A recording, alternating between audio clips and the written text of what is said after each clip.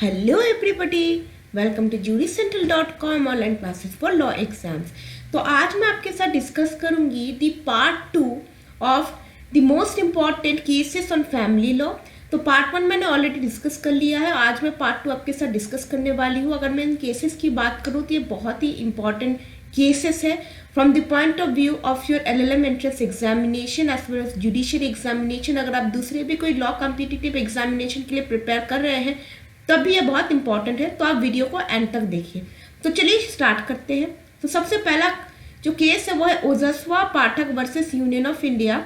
ये केस 2019 को इंस्टीट्यूट की गई थी and it is still pending. अगर आप द हिंदू न्यूज़पेपर को अगर डेली फॉलो करते हो तो 2 दिन पहले एक न्यूज़ आया था कि there are number of restitution conjugal rights petition pending in the supreme Court and one among those all is the petition called Ojaswa Pathak versus Union of India, जिसमें section 9 of Hindu Marriage Act को challenge किया गया है। Section 9 के बारे में अगर बताया जाए तो it deals with restitution of conjugal rights, और ये जो according to this provision it says that it's a gender neutral provision. First of all let me tell you, उसके बाद यह है कि इसमें ऐसा कहा गया है, इफ द हस्बैंड और the wife withdraws from the society of other without any reasonable excuse, then the other party, the aggrieved party, can file an application before the district court asking for the other party to join the matrimonial relationship, and on the satisfaction of the application only the court orders the decree for restitution of conjugal rights। तो देख लेते हैं ये कहाँ ये दिया है ये provision. The students of Gujarat National Law University, Gandhinagar, have filed a public interest litigation challenging various restitution of conjugal rights provisions under codified family laws. They specifically challenge the constitutional validity of Section 9 of the Hindu Marriage Act, Section 22 of the Special Marriage Act 1954 and Order 21, Rule 32 and 33 of the CPC. Order 21 CPC की बात करूँ तो it deals with execution।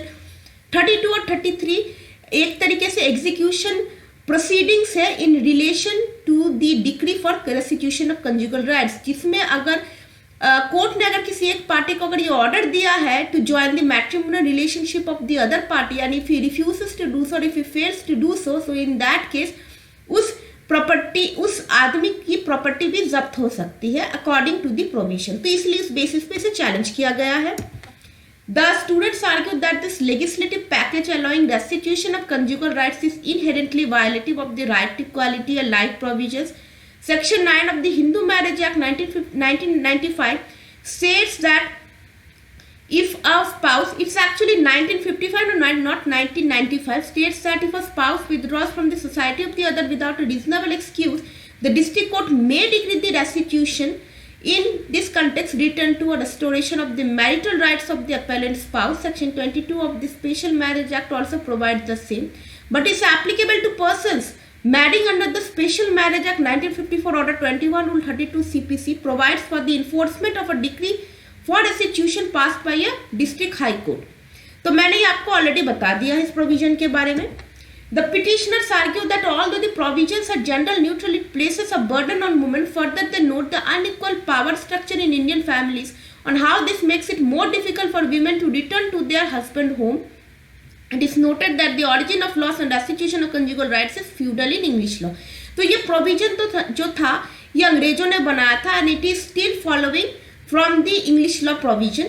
और इस although it's a gender neutral, लेकिन जो ज़्यादा burden जो है वो वुमेन के ऊपर ही आ जाता है, क्योंकि हमारी सोसाइटी ही ऐसी है जिसमें वुमेन को ही फोर्स किया जाता है to join her husband's home. तो इसलिए this is violative of article 14 and 15 and on this ground only this provision has been challenged in the Supreme Court। The petitioners also argued that the provisions are in violation of Article 21। मतलब 3 article के ऊपर 3 ground बनाया गया जो है it is violation of article 14, article 15 and 21 and it also violate the respondent spouses right to privacy and individual autonomy. अगर autonomy की बात करूँ तो it's what it's actually individual's right to make any free decision.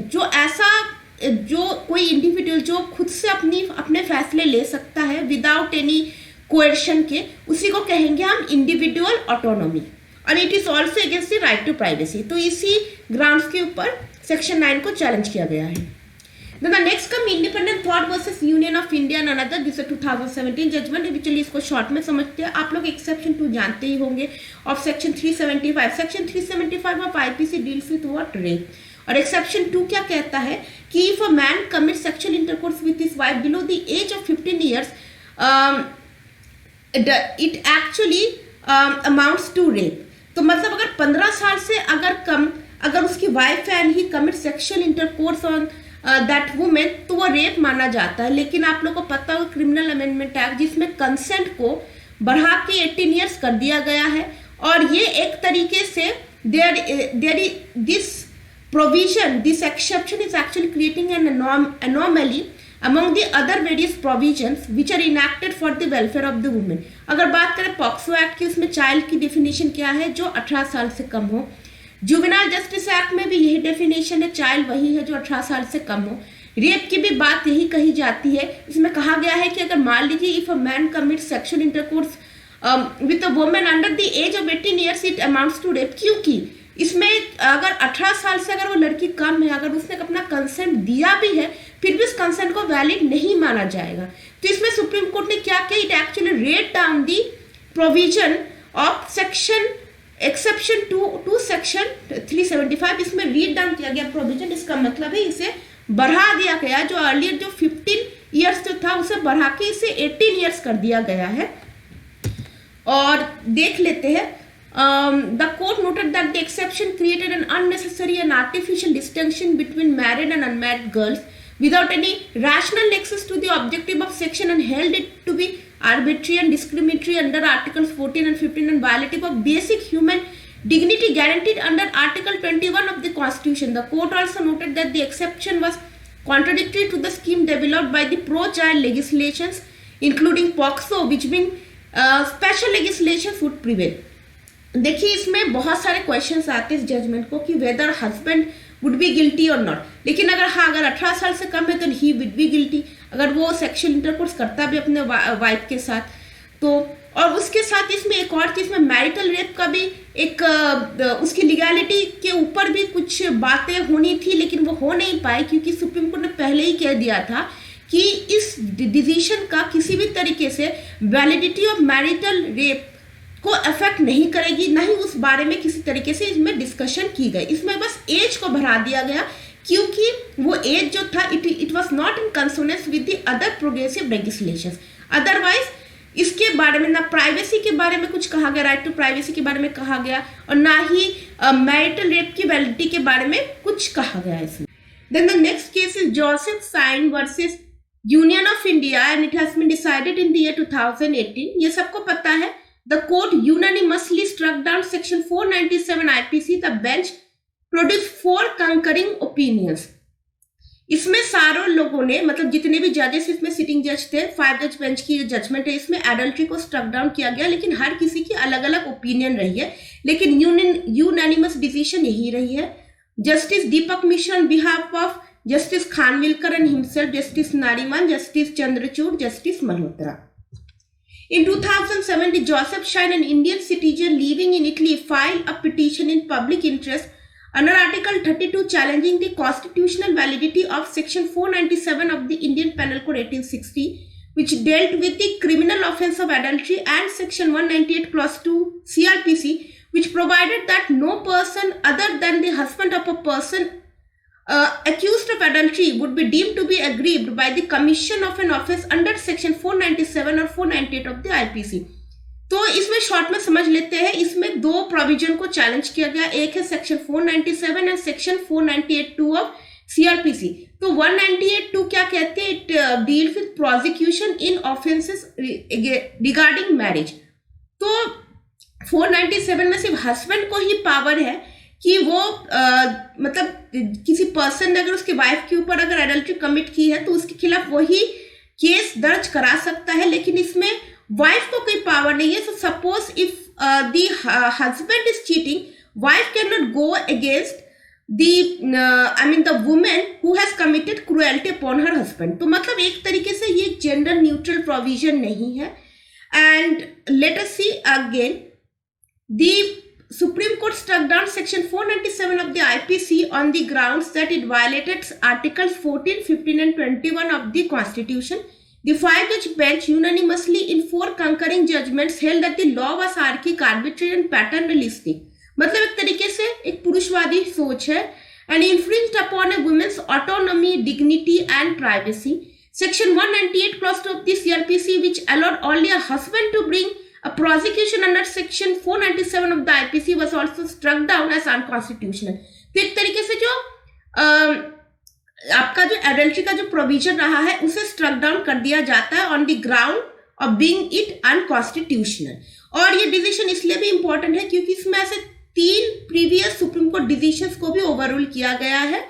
This decision overruled the court's previous decision in Yusuf Abdul Aziz versus State of Bombay, Saumitri Vishnu versus Union of India, and Vishnu Revati versus Union of India, where the constitutional validity of Section 497 was upheld. तो इन तीनों cases को याद रखिएगा, ये तीनों cases पूछे जा सकते हैं। The various judgments discuss the developments in the right to privacy in some detail, referring to Justice K.S. Puttaswamy versus Union of India 2017 to affirm the need to protect sexual autonomy and the privacy of matrimonial sphere. तो इसमें जो privacy का judgement रहा है उससे भी बहुत सारी चीजें इसमें कोट की गई है। इसमें कहा गया है the court held that while there might be negative effects of the failure of parties to a marriage to be faithful to each other, it would be left to the parties to decide how to proceed, whether by resorting to divorce or otherwise, and introducing criminal sanction would serve no purpose. इन्होंने कहा है जो the court has actually said कि इसकी एक ही remedy हो सकती है on the grounds of adultery the party can go for divorce, लेकिन कोई पर्पस सब होने वाला नहीं है if one party is prosecuting the other party under criminal law. Then the next case is Satish Chandra Ahuja versus Neha Ahuja 2020. This is also a very important judgment in terms of women's right to livelihood, or say women's right to shared household. तो ये इसलिए important है क्योंकि इस decision में supreme court ने judgement overrule तो किए हैं और साथ में ये भी कहा है कि जो शेयर्ड हाउस होल्ड का जो डेफिनेशन आता है under DV act, that is domestic violence act, it doesn't constitute only the husband's house और हिज टेनेंटेड प्रेमाइसेस, जो जनरली कहा जाता है, लेकिन इसमें हस्बैंड के रिलेटिव का घर भी वो वाइफ उसमें रहने के लिए क्लेम कर सकती है। तो आगे देख लेते इसमें क्या कहा गया है। The progress of any society depends on its ability to protect and promote the rights of its women. The supreme court said while ruling that a woman is entitled to claim right to residence in a shared household where she has been living with her husband even if the said premises belongs to his relatives। मतलब ये जरूरी नहीं है कि जिस घर में वो वाइफ अपने हस्बैंड के साथ रह रही है वो उसके हस्बैंड का ही हो, बल्कि उसके रिलेटिव का भी हो सकता है और उसमें भी उसे रहने का अधिकार है। A 3-judge bench of Justices Ashok Bhushan, R. Subhash Reddy and M.R. Shah overruled a 2006 judgment. This is S.R. Batra versus Tarun Batra, ये याद रखिएगा, of the court, and said in event the shared household belongs to any relative of the husband with whom in a domestic relationship of the woman has lived, the condition mentioned in section 2S of the Protection of Women from Domestic Violence Act is satisfied and the said house will become a shared household। मतलब किसी भी point of time में अगर वो wife अपने husband के साथ उस घर में रही है जो घर उसके हस्बैंड के किसी रिलेटिव को बिलोंग करता है, तब भी उसमें उसका राइट है रहने का।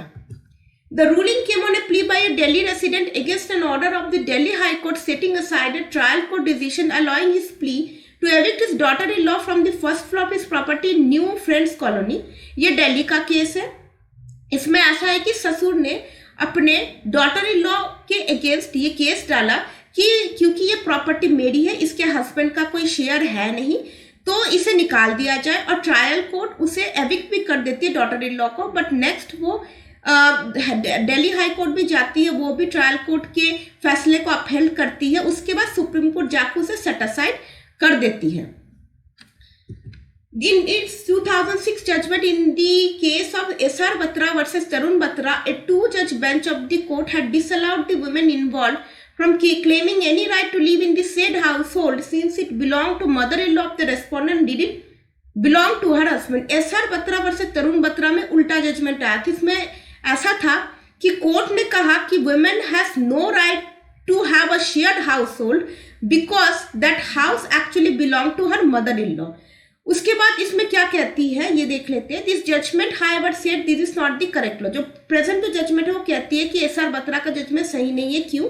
We are of the view that this court in SR Batra versus Tarun Batra, although noticed the definition of shared household as given in section 2 clause S, but did not advert to different parts of the definition which makes it clear that for a shared household there is no such requirement that the house may be owned singly or jointly by the husband or taken on and by the husband. The object and purpose of the act was to grant a right to a aggrieved person, a woman of residence in shared household.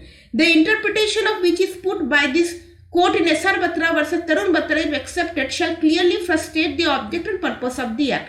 देखिए कहीं भी section 2 clauses जो कि shared house hold को define करते हैं, यहाँ पे ऐसा कुछ भी नहीं लिखा है कि हस्बैंड का एज अ कोई शेयर होना चाहिए और कोई राइट, कोई टाइटल, कोई ओनरशिप होनी चाहिए या तो फिर उसका कोई को पर्सनली राइट होना चाहिए। इसने कहा है कि किसी भी वक्त या किसी भी समय पर अगर वो वाइफ अपने हस्बैंड के साथ उस प्रॉपर्टी में रही है तो उसमें उसे रहने का हक है। तो इसलिए इसी by taking this view only the supreme court has overruled this judgment and set aside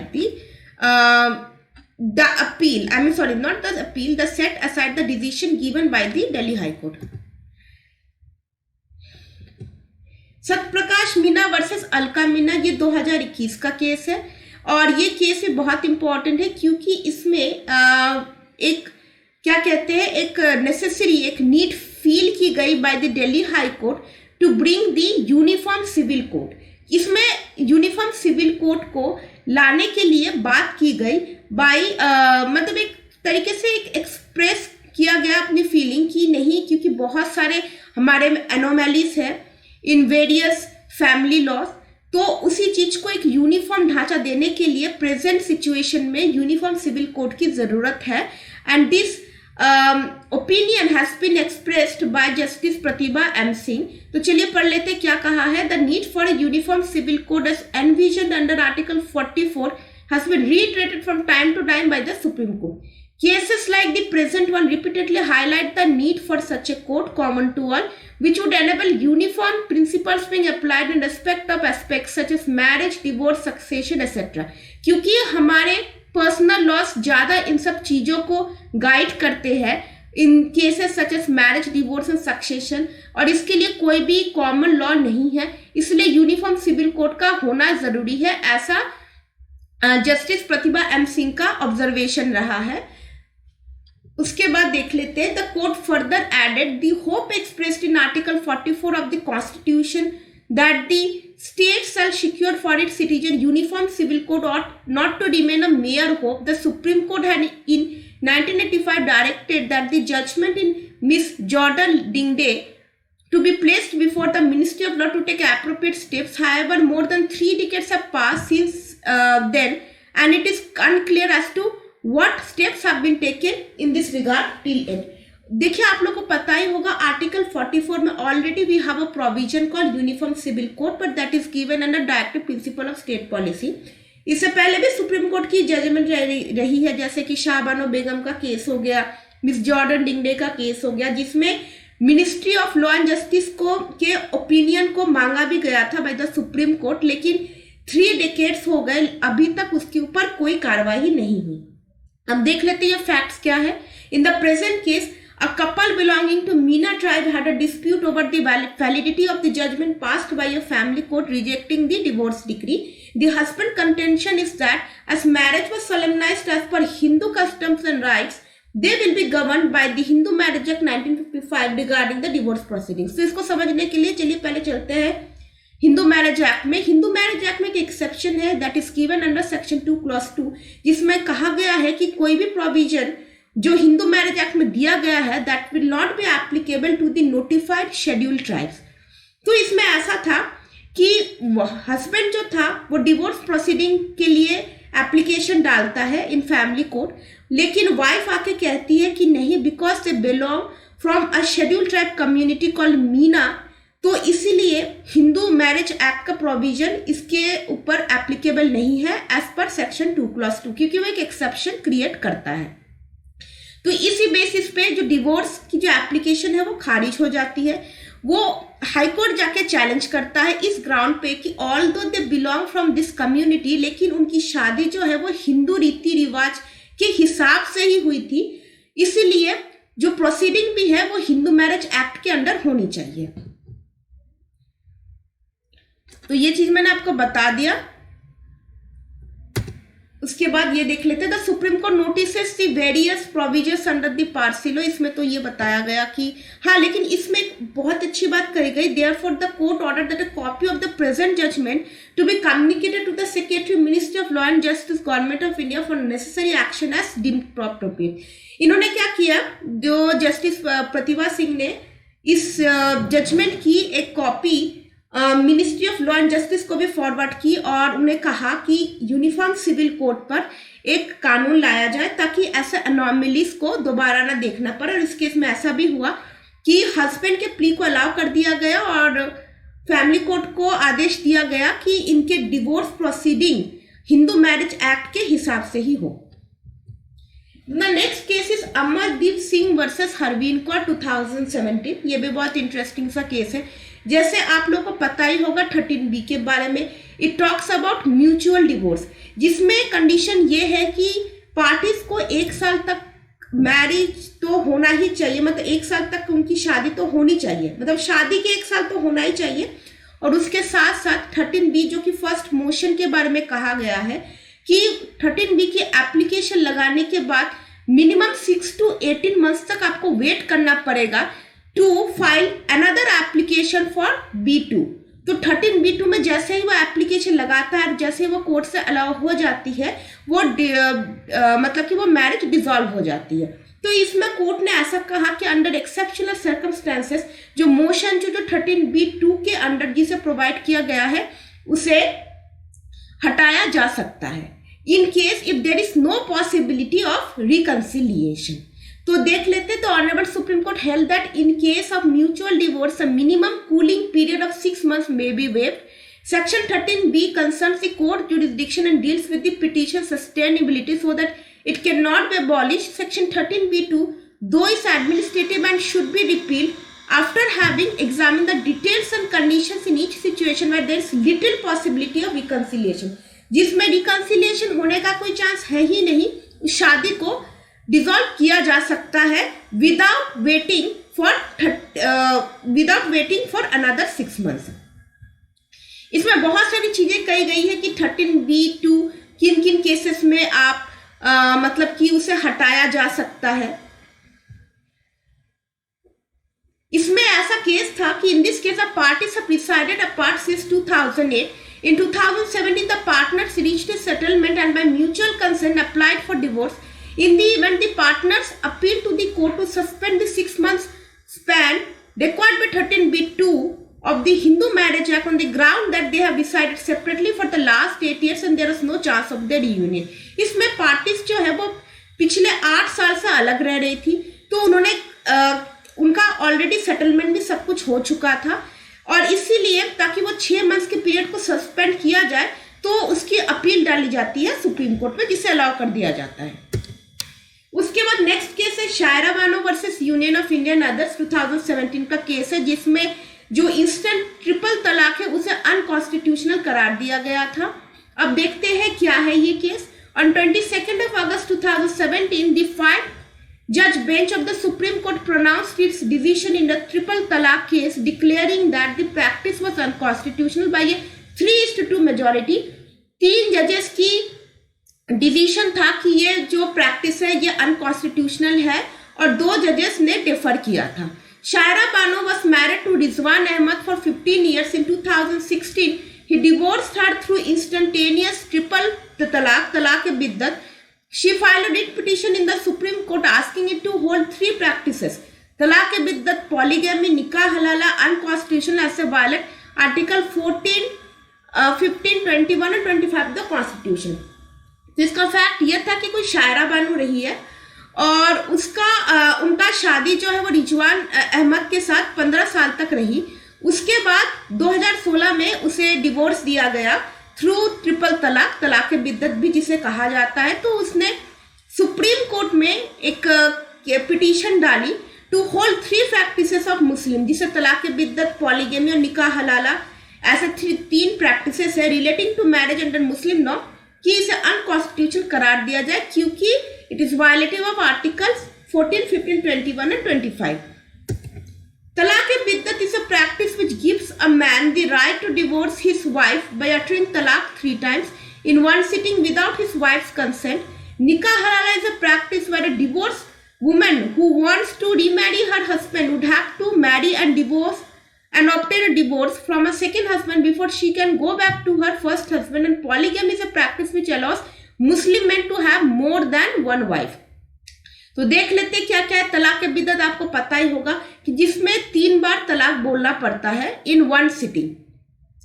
निकाह हलाला की बात की जाए तो अगर जो ऑलरेडी डिवोर्स वुमेन है, अगर वो अपने पहले हस्बैंड से अगर शादी दोबारा करना चाहती है तो then she has to marry again, और उसके बाद ही उनको डिवोर्स देने के बाद ही वो अपने पहले हस्बैंड से शादी कर सकती है।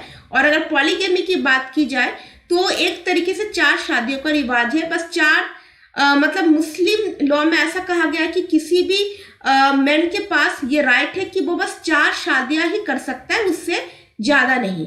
The supreme court laid down this judgment on August 22, 2007 in 3:2 majority holding the practice triple talaq unconstitutional. लेकिन बाकी जो मुस्लिम प्रैक्टिसेस है उनके बारे में कोई भी जजमेंट नहीं दी गई थी। The majority judgement was written by Justice Nariman for himself and on the behalf of Justice Lalit, while Joseph Kurian concurred by the majority opinion. Justice Kehar for himself on behalf of Justice Nazir wrote the minority opinion. तो आप ये याद रखिएगा, chief justice Khehar and justice Nazeer were the dissenting judges. They wrote their own minority opinion, while the majority upon lengthy discussion came to the conclusion that triple talaq is not an essential religious practice, but minority which held that this practice to be an essential religious practice. तो अब essential religious practice क्या है तो उसे जान लेते हैं। Under Article 25 of the Constitution, the state cannot take away the essential religious practice of a person. Therefore, if a practice which is arbitrary and not an essential religious practice, it will hit by the exception laid down under Article 25. Under Article 25 में जो freedom of conscience and religion के बारे में जो बताता है उसके अंदर 4 exceptions दिए गए हैं। और अगर कोई भी religious practice या अगर उस exception को अगर वो violate नहीं करता है या किसी भी तरीके से उन exceptions को affect नहीं करता है तो ही वो valid रहेगी, अदरवाइज वो वैलिड नहीं रहती है। तो जिसमें क्या क्या है वो मैं आपको दिखा देती हूँ। It is public order, health, morality and other provisions of part 3 constitution. तो एसेंशियल रिलीजियस प्रैक्टिस इन 4 चीजों को किसी भी तरीके से छेड़छाड़ नहीं कर सकती या इसके अगेंस्ट नहीं हो सकती। अगर होती है then it is not a religious practice, this is not an essential religious practice according to the majority opinion. क्योंकि अब आपको बताती हूँ, therefore as per majority it was held that the triple talaq और talaq biddat is not protected by the exception laid down in Article 25. The court found the said practice was not an essential element of Islamic religion. The court justified its point of view in the sense that although it is practiced by a Hanafi school, but it is considered sinful in it. Triple talaq is against the basic tenets of Quran, and whatever is against Quran is contrary to Sharia. Therefore, what is bad in theology cannot be good in law. क्योंकि triple तलाक को एक तरीके से sinful कहा गया है इन कुरान, तो इसीलिए जो चीज कुरान के अगेंस्ट हो, जो चीज किसी रिलीजियन को खराब दर्शाता है, तो उस चीजों को कंटिन्यू नहीं कर देना चाहिए, ऐसा सुप्रीम कोर्ट का मानना था by majority judgment. The majority bench relied on its earlier decision Shamim Ara, which held that this practice of triple talaq is against both theology and law, and just followed it is followed by a large number of people and it cannot be validated. क्योंकि large number of people are following this practice called triple talaq, तो बस इसी basis पे उस practice को सही करार नहीं देना चाहिए by quoting the judgment in Shamim Ara's case. अब जान लेते हैं जो माइनॉरिटी जजेस की क्या व्यू रही है. What is an essential religious practice? It depends on the background, history, and tenets of the religion. If some practice is not prohibited, then it doesn't necessarily mean that such practice is an essential religious practice. Essential religious practice are those on which the religion is founded upon. अब आप जान लीजिए essential religious practice है क्या, जिस वो एक ऐसा बेसिस है और मान लीजिए वो ऐसी नींव है जहाँ पे किसी भी धर्म को या कोई भी धर्म उसी के ऊपर ही बना हुआ हो, तो उसी को कहता है religious practice. However, Justice Kehar, writing the minority opinion, held that such practice is an essential religious practice element of Islam. The minority bench of the court justified this stance on the ground that this practice is followed by a large population of people, since this practice has this sanction of religious denomination and followed by an overwhelming majority of Muslim population. Minority opinion का ये कहना था it is a religious practice, क्योंकि majority of the Muslims follow this practice called talaq biddat. सो इसलिए ये बिल्कुल भी गलत नहीं है, ये सही है. उसके बाद आगे देख लेते हैं केस की, ये बाद में देखेंगे, पहले ये देख लेते हैं Mohammed Ahmad Khan versus Shah Bano Begum and others. तो ये बहुत ही लैंडमार्क जजमेंट रहा है एट ए टाइम जब किसी भी तरीके का कोई कानून नहीं था. मतलब ये शायरा बानो के पहले का ये बहुत अच्छा जजमेंट है. शायरा बानो तो चलो बाद में आएगी, तो लेटेस्ट जजमेंट है. अब देख लेते हैं क्या है ये case. Shah Bano Begum, a Muslim woman, was divorced by her husband Muhammad Ahmad Khan by virtue of the triple talaq system. The issue that came up was that Miss Bano had claimed maintenance under the Code of Criminal Procedure rather than as per the personal laws. The personal laws of the Islam state that a woman may be given maintenance for the iddat period, a period of 3 menstrual cycles, along with the meher, the money promised to the bride at the time of marriage. Beyond this too, there is hardly any legally enforceable way of maintaining the woman for life. The Indian law, on the other hand, provides for maintenance for life, barring some exceptions. तो ये क्या case है, ये तो आप लोगों को पता ही होगा. तो इसमें जो शाहबानो बेगम जो रहती है, she was divorce bye her husband, और इद्दत का जो पीरियड है वो खत्म हो जाता है, लेकिन उसके बाद कोई सोर्सेस होती नहीं है. Then how she will maintain. So she files an application under section 125 CRPC seeking for the maintenance, जो कि लोअर कोर्ट ने जिसे अप्रूव भी कर दिया था, जिसे अलाउ कर दिया था. उसके बाद उनके हस्बैंड ने सुप्रीम कोर्ट में जाके इसके अगेंस्ट मतलब डिसीजन मांगी, बिकॉज मुस्लिम वुमेन का ये रूल है कि during the period of iddat only she is eligible to receive maintenance, लेकिन उसके बाद वो अपने हस्बैंड के साथ नहीं मांग सकती. तो इसलिए देखते इसमें क्या कहा है सुप्रीम कोर्ट ने. The verdict was given by chief justice YC Chandrachud and the appeal of Muhammad Ahmad Khan was dismissed. Supreme Court said section of the court applies to all citizens independent of their religion, and consequently section 125 clause 3 of the CRPC is pertinent to Muslims as well as without any sort of discrimination. The court further stated that section 125 overrides the personal law. If there is any conflict between the two, it makes clear that there is no strife between the provision of section 125 and those of the Muslim personal law on the adherence of the Muslim husband's obligation to provide maintenance for a divorced wife who is incapable to maintain herself. इसमें supreme court ने कहा कि 125 का जो provision है वो हर किसी पे एप्लीकेबल है, इरेस्पेक्टिव ऑफ द रिलीजन. और ये कहना बिल्कुल भी सही नहीं होगा कि it is in conflict with personal loss, with someone's personal loss. ये बिल्कुल भी ऐसा कहना बिल्कुल सही नहीं है. The payment of meher by the husband on divorce is not sufficient to exempt him from the duty to pay maintenance to the wife. मेहर आप लोगों को पता होगा, मेहर क्या होता है, जो एक प्रॉमिस कि आफ्टर डिवोर्स और या ये मान लीजिए कि during the time of the marriage एक प्रॉमिस किया जाता है by the husband to the wife that कि आफ्टर डिवोर्स हो या तो आफ्टर डिवोर्स ही होता है कि कुछ अमाउंट उनको दिया जाए, वाइफ को दिया जाए. लेकिन ऐसा इस केस में सुप्रीम कोर्ट के द्वारा कहा गया था कि जरूरी नहीं है कि अगर मेहर अगर दिया गया है तो husband is absolved from paying any maintenance to the wife. After a long court procedure, the Supreme Court finally concluded that the husband's legal liability will come to an end if a divorced wife is competent to maintain herself, but this situation will be switched in the case when the wife is able in a condition to maintain herself after the iddat period. She will be entitled to get maintenance or alimony under section 125 of CRPC. Article 44 of the directive principle of state policy in the constitution direct the state to provide for a citizen a uniform civil code throughout the territory of India. C.J. Chandrachud, while giving judgment, stated that the need to implement the same, he said, as common civil code will help the cause of national integration by removing disparate loyalties to laws which have conflicting ideologies. तो यही वो case है जिसमें ऐसा कहा गया कि uniform civil Code की सख्त जरूरत है, जहां पे ऐसा कोई प्रोविजन है नहीं कि मेंटेनेंस दिया जाए टू दी वाइफ। उसके बाद लेकिन इसका एक बहुत खराब इफेक्ट ये रहा है क्योंकि इसका जो मतलब ये जो जजमेंट था ये कुछ जैसे मुस्लिम क्लरिक्स के जो ग्रुप है उनको ये पसंद नहीं आया, तो इसको पलटने के लिए कानून लाया गया Muslim women protection of rights on divorce 1986 act, और जिसके तहत ये कहा गया कि वुमेन का राइट है to get maintenance only during the period of iddat, लेकिन उसके बाद नहीं मिलना चाहिए। उसके बाद होगा शामी मारा वर्सेस स्टेट ऑफ यूपी।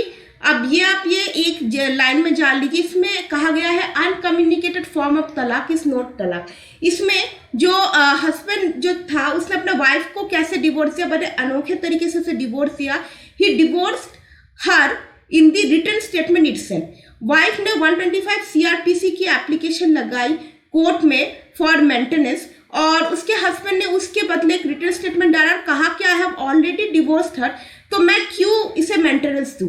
और इसे सुनते ही जो फैमिली कोर्ट जो थी वो मेंटेनेंस के एप्लीकेशन को रिजेक्ट कर देती है। लेकिन इसमें सुप्रीम कोर्ट का ये कहना था क्योंकि डिवोर्स तो ऐसे नहीं दे सकते, किसी भी क्या कहते हैं कि कोई विटनेस होना चाहिए, कोई रीजन होना चाहिए, कोई एफर्ट होना चाहिए रिकंसिलिएशन का, कि ऐसे कहने से कि मैंने किसी पॉइंट ऑफ टाइम में इसे डिवोर्स दिया and that is through the written statement only, because wife को पता नहीं था कि she is already been divorce. उसे तभी पता चलता है जब रिटन स्टेटमेंट में ये चीज कहा जाता है कि ही हैज डिवोर्स्ड हर।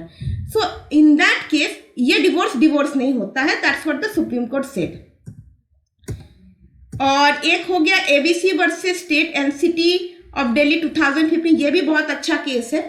इस केस में ऐसा हुआ था कि दिल्ली हाई कोर्ट एक एप्लीकेशन को, गार्जियनशिप के एप्लीकेशन को रिजेक्ट कर दिया था बाई क्रिश्चियन अनवेड मदर। एक क्रिश्चियन अनवेड मदर होती है, मतलब एक सिंगल मदर होती है, वो belong from the Christian community. उसने एक एप्लीकेशन लगाया section 7 of the guardian and wards Act to requesting the court to make her the guardian of her minor son, क्योंकि उसके जो फादर थे, उस चाइल्ड का जो फादर था, उसने कभी अपने बेटे को देखा नहीं, कभी उसके मेंटेनेंस की कोई परवाह नहीं की और लॉन्ग टाइम से टच में भी नहीं थे।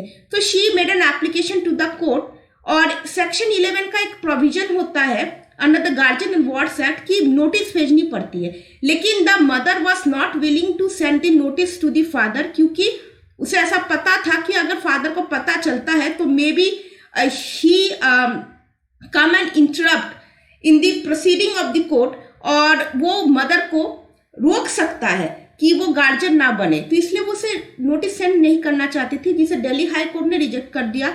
Then she appealed to the supreme court. Supreme court ने ये कहा कि Hindu marital guardianship act, the natural guardianship of an illegitimate child would primarily rest with the mother of the child. तो ये इसलिए इंपॉर्टेंट है क्योंकि गार्जियन एंड वार्ड्स एक्ट में 2 एप्लीकेशन लगाई गई, लेकिन हिंदू मैरिटल गार्जियनशिप एक्ट के प्रोविजन को देखते हुए सुप्रीम कोर्ट ने यह फैसला सुनाया, क्योंकि हिंदू मैरिज एक्ट में ऐसा है कि इलेजिटिमेट मतलब अवैध अगर बच्चा है तो उसका जो प्राइमरी गार्जियनशिप है वो उसके मदर के पास होना चाहिए, और जो गार्जियन एंड वार्ड्स एक्ट में नहीं दिया गया है। तो इसे कहते हुए सुप्रीम कोर्ट मदर के एप्लीकेशन को अलाउ कर देते और कहती है कि she will be the natural guardian of her minor son. So that's the case. और ये कुछ क्लासिक केसेस है, सरला मुदगल का केस होगा, लिली थॉमस का केस होगा, ये ज्यादा कुछ केसेस नहीं है। सरला मुदगल का जो केस है ये एक क्या कहते हैं कन्वर्जन के ऊपर ये केस है, कि कन्वर्जन अगर हुआ है, मान लीजिए अगर कोई हिंदू पर्सन अगर वो दोबारा शादी करना चाहता है, जो कि हिंदू मैरिज एक्ट में मतलब कि इट इज नॉट अलाउड, तो ज्यादातर क्या करते हैं लोग कि वो अपना धर्म चेंज कर लेते हैं so that they can marry second time. तो सल्ला मुद्गल में कहा गया ऐसी शादियां शादी नहीं होती है, दोस marriages will be void.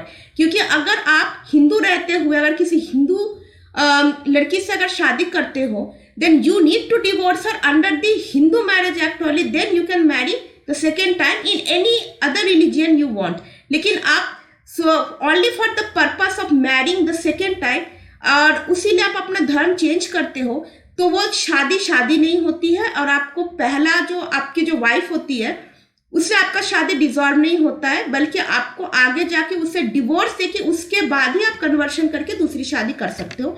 And the same thing was also decided in the lily Thomas versus Union of India. ये यूनिफॉर्म सिविल कोड पे ये कहा जाता है, लेकिन लिली थॉमस में ये कहा गया था कि यूनिफॉर्म सिविल कोड को मतलब सरकार को डायरेक्शन दी जाए to implement the uniform civil code, जिसमें सुप्रीम कोर्ट रिफ्यूज करते कहती है कि no this is not the duty of the supreme court to issue direction to the central government to bring a new legislation on something. तो बस यही है और कुछ नहीं है। तो मैंने शॉर्ट में आप लोगों को बता दिया। तो ये रहा आप लोगों का सेशन और उम्मीद है आपको पसंद आई होगी। वीडियो को लाइक शेयर सब्सक्राइब करना बिल्कुल भी ना भूलें। So with this note I am signing off. Have a great day.